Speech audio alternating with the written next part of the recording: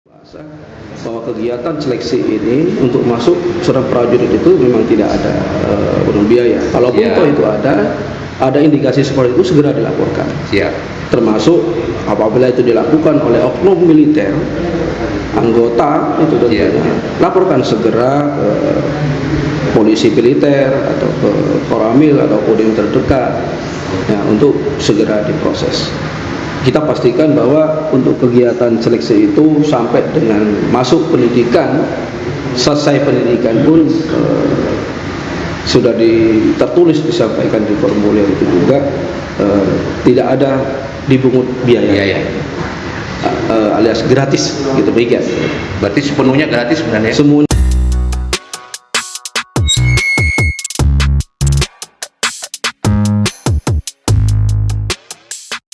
Assalamualaikum warahmatullahi wabarakatuh. Selamat siang sahabat Podcast dimanapun Anda berada. Siang ini kita berada di ruangan Podcast 829 Bangkalan. Baik, bersama saya Sersan Kepala Budiono, Pendim 0829 Bangkalan. Pada siang hari ini kita akan bertanya-tanya tentang podcast penerimaan prajurit Tentara Nasional Indonesia Angkatan Darat yang katanya gratis. Hadir di tengah-tengah kita beliaunya Dandim 0829 Bangkalan, yaitu Bapak Letnan Kolonel Infanteri Nanang Fahruk Rosi, Sarjana Pendidikan. Mohon izin Komandan, di sini kita akan membahas sebagai KIE, komunikasi, informasi dan edukasi kepada masyarakat kita yang ingin mendaftarkan diri menjadi prajurit Tentara Nasional Indonesia Angkatan Darat. Mohon izin Komandan, apakah ini yang pertama sebagai pertanyaan kami, bagaimana tahapan proses seleksi penerimaan prajurit TNI AD? Terima kasih. Saya Letnan Kolonel Infanteri Nanang Fahruk Rosi, seperti yang disampaikan tadi selaku Dandim 0829 Bangkalan. Pertama kali sebelum saya menjawab, saya mengapresiasi kepada seluruh pemuda, pemudi, khususnya yang ada di Kabupaten Bangkalan dalam proses penerimaan prajurit TNI AD, ya, baik pria maupun wanita, ini sudah berjalan setiap tahun ya, proses itu. Memang banyak dinamika, perubahan aturan, perubahan ketentuan. Namun perubahan itu selalu akan diberikan oleh Mabes TNI sampai dengan 3 TNI AD sampai kepada jajarannya kita di Kodim ini, dan sudah selalu mensosialisasikan sesuai dengan petunjuk dari Komandan atas. Dan kebetulan pada tahun ini kita ketahui bahwa proses seleksi penerimaan prajurit TNI AD itu kalau dibandingkan dengan dulu kita pendaftaran ini sudah mulai modern. Ya. Dulu kita masih lebih lebih masif lah, di semakin berkembangnya zaman dengan teknologi. Kalau dulu itu masih banyak manual, sekarang sudah menggunakan teknologi tinggi. Untuk pendaftaran sendiri kita bisa melakukan secara online ya, dengan situs resmi tentunya yang sudah ditentukan oleh TNI AD sendiri. Kemudian yang kedua bisa menggunakan offline, bisa datang sendiri pendaftaran ke Agendam dan Agendrem. Kemudian mempersiapkan para calon itu berupa dokumen-dokumen penting, terutama ya, dokumen fotokopi walaupun yang asli, baik ijazah maupun foto. Tentunya dari sisi pendaftaran ini kita harus betul-betul teliti apa yang menjadi keinginan, permintaan dari persyaratan administrasi itu sendiri. Kemudian setelah kita pendaftaran, tentunya kita akan melewati suatu tahapan proses, yaitu seleksi administrasi. Ya, tentunya seleksi administrasi itu yang dilakukan oleh tim itu adalah memverifikasi kelengkapan dokumen. Ya, tentunya keasliannya, kebenarannya, otentiknya tidak itu dokumen. Kemudian setelah dinyatakan lulus atau memenuhi syarat administrasi, calon nanti akan diumumkan secara online juga. Karena di online itu para calon itu sudah memberikan alamat emailnya, jadi bisa mantau di alamat emailnya masing-masing. Kemudian setelah dinyatakan lulus dari verifikasi administrasi, Pak calon akan melanjutkan seleksi selanjutnya, yaitu kesehatan awal. Kesehatan awal itu kesehatan umum, ya, mulai tinggi badan, berat badan, THT atau mata, pemeriksaan gigi, pendengaran atau secara umum. Apabila memenuhi standar kesehatan, maka calon tersebut diumumkan kembali masuk atau tidak masuk. Kalau mau dikategorikan masuk, itu tahapan selanjutnya adalah tes kesadaran jasmani. Tes kesadaran jasmani ini kebetulan yang ditentukan pada penerimaan kali ini kita menggunakan tes kesegaran A, itu lari selama 12 menit.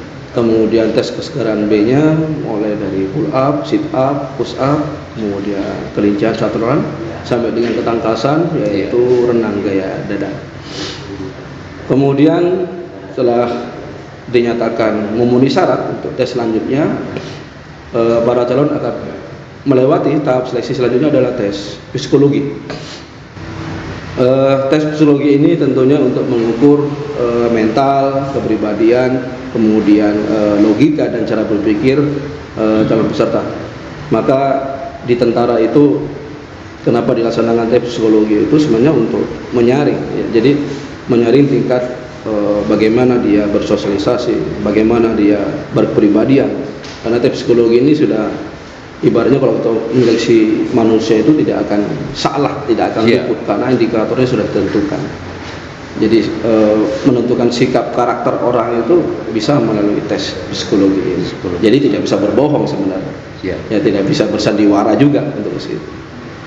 Tentunya tes psikologi ini identik pada kesiapan mental sebenarnya. Siap enggak dia itu karakter seorang militer. Karena ada indikator tentu yang harus dipenuhi persyaratannya, dan dengan grade penilaian yang sudah ditentukan oleh tim dan diatur dalam buku petunjuknya. Setelah tes psikologi, si calon akan melanjutkan pada tahapan berikutnya, yaitu tes akademik. Tentunya yang disajikan itu materi-materi tentang matematika, kemudian bahasa Indonesia dan pengetahuan umum yang lainnya. Tentunya di tes akademik ini akan kita lihat, ya, kualitas intelektual calon terhadap ilmu pengetahuan, ya, baik secara eksak maupun secara wawasan kebangsaan, kemudian secara hal lainnya menyangkut pengetahuan tentang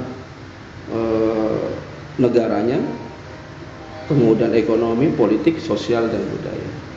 Selanjutnya setelah tes akademik, urutan selanjutnya tes mental ideologi. Tes mental ideologi ini ada 2 sesi, dilaksanakan awal itu menggunakan tes tertulis, kemudian tes wawancara.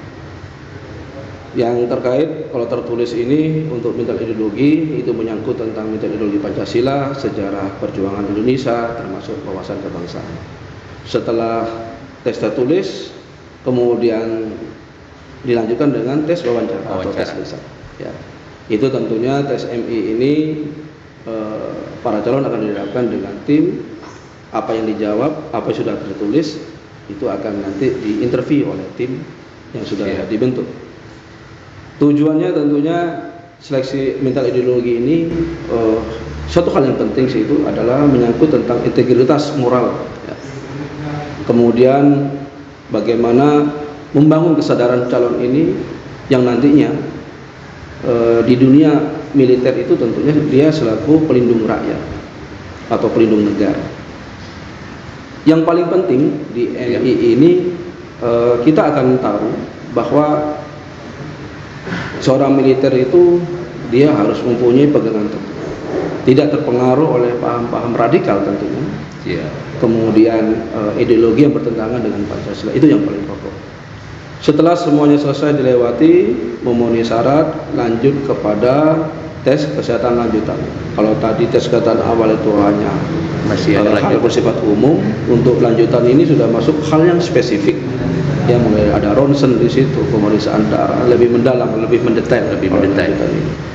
Selanjutnya rangkaian selesai,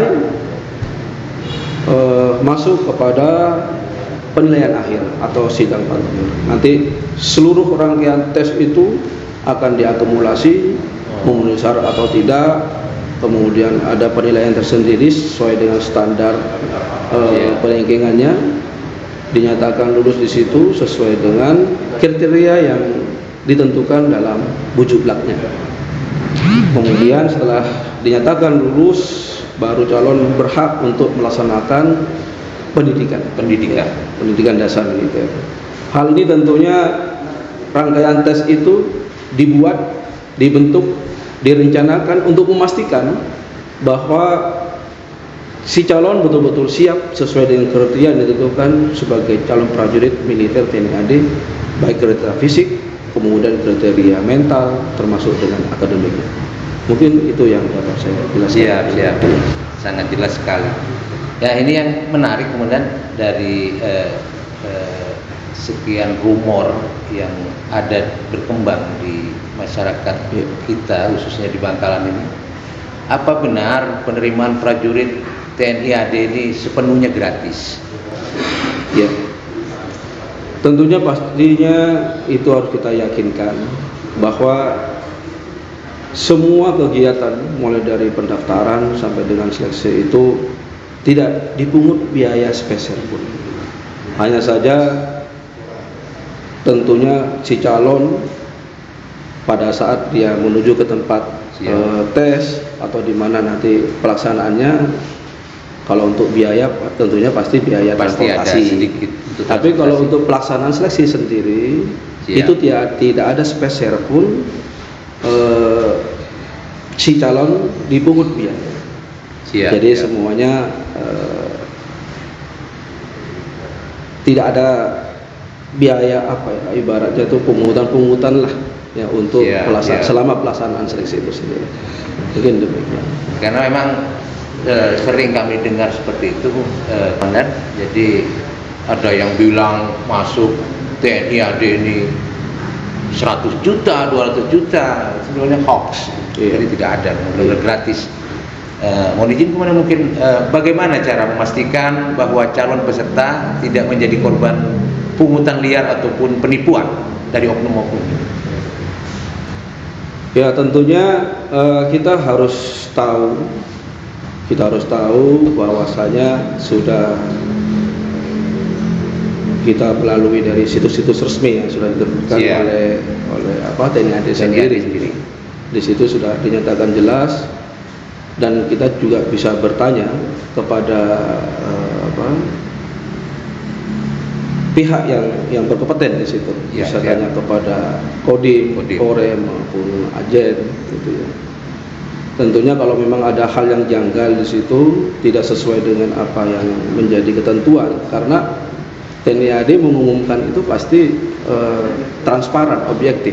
Ya, dan itu pasti akan tersirat di situ bahasa bahwa kegiatan seleksi ini untuk masuk seorang prajurit itu memang tidak ada biaya. Kalaupun itu ada indikasi seperti itu, segera dilaporkan.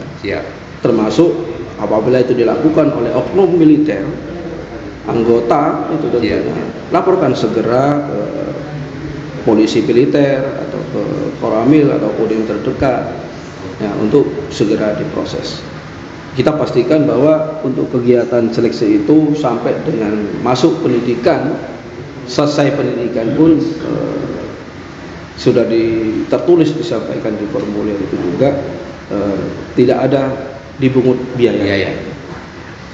Alias gratis gitu, begitu. Berarti sepenuhnya gratis sebenarnya? Semuanya gratis, iya. Ini kan juga ada pertanyaan juga, Konan. apa yang harus dilakukan jika ada pihak yang minta uang dalam proses seleksi atau para oknum-oknum yang tidak bertanggung jawab? Iya. Tentunya kalau kita sudah mengetahui bagaimana proses pendaftaran itu gratis, kalau kita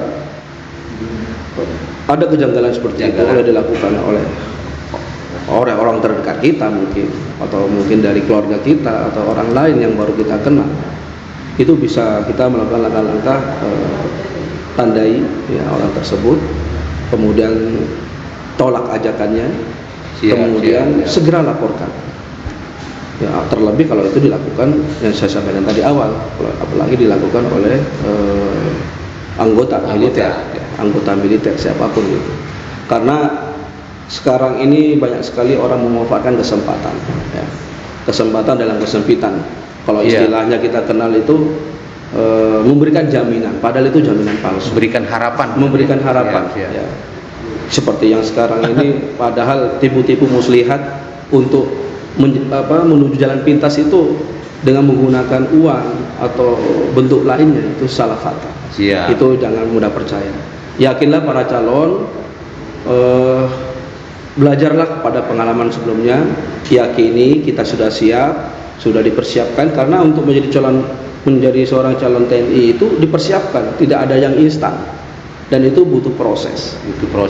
Kalau biasanya orang itu melakukan itu karena memang maunya instan, tidak mau capek, kemudian karena sudah punya harta berlebih sehingga memudahkan segala sesuatunya. Itu yang harus kita rubah mindset itu. Dan kita harus yakinkan kepada keluarga kita, pada masyarakat kita sekitarnya, bahwa untuk menjadi seorang TNI, ya, seorang TNI itu harus dipersiapkan dari sejak lama, harus direncanakan mulai sejak usia sekolah, latihan fisiknya bagaimana. Karena sekarang kan sudah terupdate di internet. Kita mau belajar tentang psikologi ada di situ. Mau belajar tentang pembinaan fisik ada semuanya di YouTube. Bisa semuanya dipelajari. Tinggal bagaimana upaya kita, usaha kita, sambil lalu kita berusaha dan berdoa. Itu saja mungkin yang bisa saya sampaikan kepada para calon prajurit. Ada pertanyaan lagi kemudian seputaran dengan seleksi ini. Jadi TNI AD ini bagaimana cara memastikan bahwa seleksi ini akan berjalan dengan transparan dan adil? Ya, penerimaan prajurit TNI AD sampai dengan saat ini, apalagi kita sudah mengenal dengan era teknologi, semuanya sudah terlihat. Semua kegiatan, contoh salah satunya tes jasmani. Tes jasmani itu terlihat semua. Semua kegiatan tes jasmani kesegaran A misalnya, itu sudah dipasang semua CCTV, sudah dipasang video. Dan sekarang mungkin sudah menggunakan elektronik. Jadi hasil lari kita, berapa kita perolehan, itu sudah terupdate melalui layar monitor, dan hasilnya pun juga sudah kelihatan di situ. Dan pada saat proses kegiatan, salah satu contoh ini tes seleksi di jasmani, si calon itu bisa melihat langsung berapa putarannya, berapa nilainya, sudah kelihatan di situ. Kemudian pull up pun juga sama, itu termonitor menggunakan CCTV, sudah terupdate. Hasilnya pun itu langsung masuk kepada komputer. Jadi tidak ada kesempatan di situ merubah data. Iya, sampai dengan renang. Kecepatan berapa waktunya di situ. Nah, itu sudah langsung terupdate. Terbuka. Semuanya bisa diperlihatkan. Ya. Jadi tidak ada semuanya itu nunggu hasil tidak. Jadi pada saat itu juga sekarang ini TNI AD sudah merubah pola bahwa kegiatannya itu diumumkan langsung, ya, termasuk bentuk tes-tes yang lainnya. Ya, begini demikian. Mohon izin kemudian sebagai edukasi untuk masyarakat kita khususnya di Bangkalan ini, apa pesan penting bagi masyarakat agar tidak terpengaruh oleh oknum-oknum yang menawarkan jalan pintas yang seperti komandan tadi sebutkan? Ya, tentunya yang pertama sekali kami berpesan pada masyarakat, yang pertama kali adalah siapkan betul putra-putri kita untuk menjadi seorang TNI itu tidak instan. Ya, semuanya butuh proses yang tadi saya sampaikan. Perlu latihan dalam hal fisik, perlu pembinaan mental dalam perlu pemeriksaan kesehatan awal sebelum kita tes. Langkah-langkah itu tentunya memberikan keyakinan pada si calon, kepada juga kita warga, bahwa penentuan hasil itu hasil yang terbaik sebenarnya, bukan hasil tipu-tipu data. Kalau memang hasilnya baik dan terbaik dalam penyiapannya, tergantung kuota nanti berapa penerimaannya, kita harus mencari peringkat di situ. Kadang-kala kan putra-putri kita ini masih belum paham, yang penting ikut tes. Makanya kita harus terukur, ya, terukur. Oh, kita mau tes ini, mau tes psikologi, mau tes akademik, ya kita harus belajar gitu. Pertama itu yakini dulu. Kemudian yang kedua, kunjungilah situs-situs resmi yang sudah dikeluarkan oleh TNI AD. Itu kita bisa belajar bagaimana mekanismenya. Tentu itu sebagai pedoman kita. Kemudian kita jangan mudah percaya pada siapapun di sekitar kita tanpa penjelasan yang kurang pas atau kurang jelas. Makanya kalau kita masih belum yakin, tanyakanlah kepada, misalnya kalau dia dekat dengan Koramil, kemudian dengan Kodim atau institusi lainnya yang ada di sekitarnya, itu bisa ambil bertanya. Mungkin itu yang dapat saya sampaikan. Siap. Mungkin ada sedikit pengalaman nyata dari yang bisa diceritakan atau kiat-kiat penting agar diterima menjadi prajurit TNI AD ini tanpa mengeluarkan biaya spesial itu. Ya, kebetulan Pak Budi, dulu saya pernah bergabung di dalam kepanitiaan penerimaan calon prajurit ini. Kebetulan kami juga berdinas di Dinas Jasa Marga Angkatan Darat sebelum di Satuan Teritorial ini. Dinamika kegiatan itu memang melihat dari perubahan penilaian, perubahan indikator itu sudah dikemas dengan rupa mengikuti perkembangan zaman. Bagaimana perkembangan teknologi, perkembangan kejiwaan manusia pada saat ini. Ya, itu tentunya menjadi atensi kita. Ya. Jangan sampai nanti pada saat penentuan indikator itu tidak memenuhi standar. Harapan yang perlu saya sampaikan kepada putra-putri kita ini sepanjang perjalanan, karena kebetulan kami itu kan tesnya bukan dari tes daerah tapi langsung tes pusat. Memang sudah tersaring ya. Kalau milihnya saya itu kan milihnya udah ibaratnya sudah tersaring dari tingkat daerah. Nah, disitulah berlomba-lomba di tingkat pusat itu, mulai dari jasmani, mental, ideologi, semuanya ya, berlomba-lomba. Ya, kalau memang semuanya memenuhi syarat, dalam artian itu dari kriteria penilaian dari MI sampai dengan kesehatan, kriterianya sesuai dengan standar. Karena kan kalau standar daerah itu kan berapa kotanya ditentukan, nanti pusat itu berapa kota ditentukan, sudah ditentukan standar. Hanya saja pada saat itu kami mengumpulkan data-data, memang kualitas putra-putri kita kalau sudah sampai pusat itu sangat luar biasa. Dari segi jasmani sampai dengan mental, ideologi, sampai dengan psikologi. Namun kita harus tahu bahwa dari kuota yang ditentukan oleh TNI AD khususnya itu kan sudah ada grade-nya, ya. Tentunya dari upaya dan usaha kita itu ada batas kemampuan atau ada batasannya. Sepanjang yang saya ikuti dalam tes pusat itu, yang tadi saya sampaikan bahwa semuanya berteknologi. Ya. Jasmani pun kegiatan selesai, hari itu juga selesai, nilai sudah masuk ke sekretariat pusat. MI hari itu selesai, hari itu dinilai masuk sekretariat pusat. Walaupun pelaksananya sehari sampai dengan 3 hari. Jadi tidak ada dalam penilaian itu menunggu, ya, menunggu selesai baru nilai itu diberikan kepada sekretariat pusat. Tidak.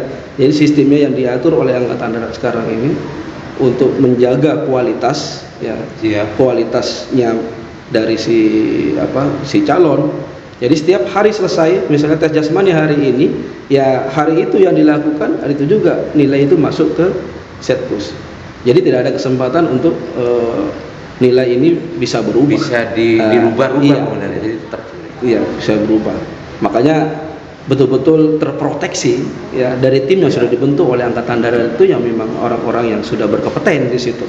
Jadi kecil kemungkinan apa yang dilakukan oleh calon itu melakukan prasangka buruk itu nilainya dirubah, ini tidak. Ya, tidak ada kesempatan untuk itu. Karena apa? Setiap tes pun sudah dibentuk oleh tim Angkatan Darat itu pengawas. Ada pengawasnya semuanya. Kita nggak bisa mereka-reka. Dan satu hal lagi Pak Budi, saya selaku orang pusat, apalagi ini produknya yang akan kita pakai itu jangka panjang, saya akan memberikan komitmen kepada ketua tim yang memutuskan hasil. Kita di sini mencari kualitas itu kualitas yang jangka panjang. Siap. Bagaimana melihat kualitas? Ya lihat nilai, lihat hasil kesehatan, hasil MI, hasil nilai itu dipadukan semuanya.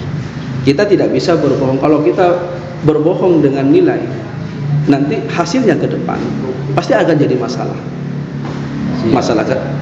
Apabila misalnya seperti ini, kesehatan ditoleransi, jasmani ditoleransi, yang lain ditoleransi. Jangka panjangnya itu yang harus kita pikirkan. Gitu. Makanya kriteria itu ditentukan sesuai dengan kajian-kajian sebelumnya, terus dikaji. TNI melakukan seperti itu. Itu sepanjang yang kami ikuti selama kami menjadi tim seleksi pusat pada saat kami berdinas di Dinas Jaminan Darat. Begitu. Baik, sahabat podcast 829 Bangkalan dimanapun Anda berada, demikian tadi setelah disampaikan dan dijelaskan secara terbuka oleh narasumber kita, yaitu Bapak Letnan Kolonel Infantri Nanang Paku Rosi SPD selaku Dandim 0829 Bangkalan. Itu yang perlu kita sampaikan sebagai bentuk komunikasi, informasi dan edukasi kepada masyarakat agar jangan sampai tertipu dengan hal-hal yang menjanjikan kita akan menjadi prajurit atau diterima menjadi personel Tentara Nasional Indonesia Angkatan Darat, harus membayar uang, harus memberikan pungutan dan segala macamnya. Semua hoax. Jadi kami bisa menyampaikan ini dan bisa dipertanggungjawabkan bahwa penerimaan prajurit TNI AD itu benar-benar gratis dan tidak dipungut biaya sepeser pun. Akhirul kalam, wassalamualaikum warahmatullahi wabarakatuh. Selamat siang.